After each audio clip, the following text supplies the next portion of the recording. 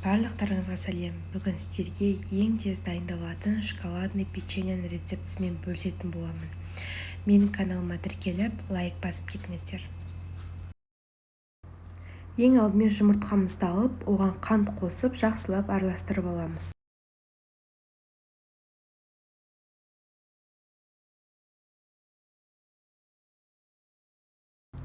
Енді сұйық майды қосып араластырып аламыз.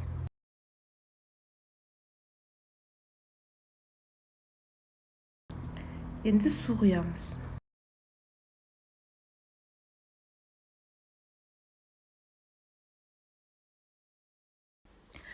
Ұнымызға какао және де разрыхлительді қосып, қамырымызды илейтін боламыз.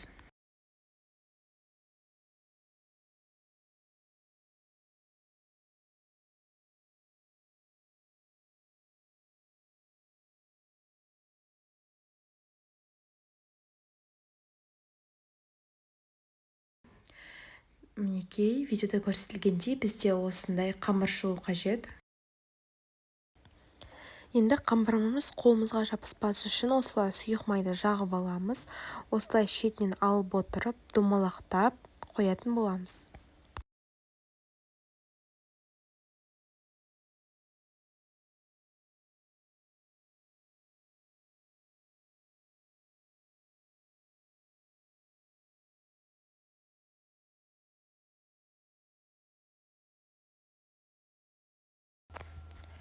Барлық печеньемізді осылай домалақтап шығамыз, және де бетіне сахарный пудра сепсеңіздер де болады. 180 градуста 15-20 минуттай пісіреміз. Біздің печеньеміз дайын болды. Дәмі өте дәмді, сіздерге жасап көруге кеңес беремін. Ең оңай рецепттердің бірі. Және де рецепт ұнаса, менің каналыма тіркеліп, лайк басып кетіңіздер.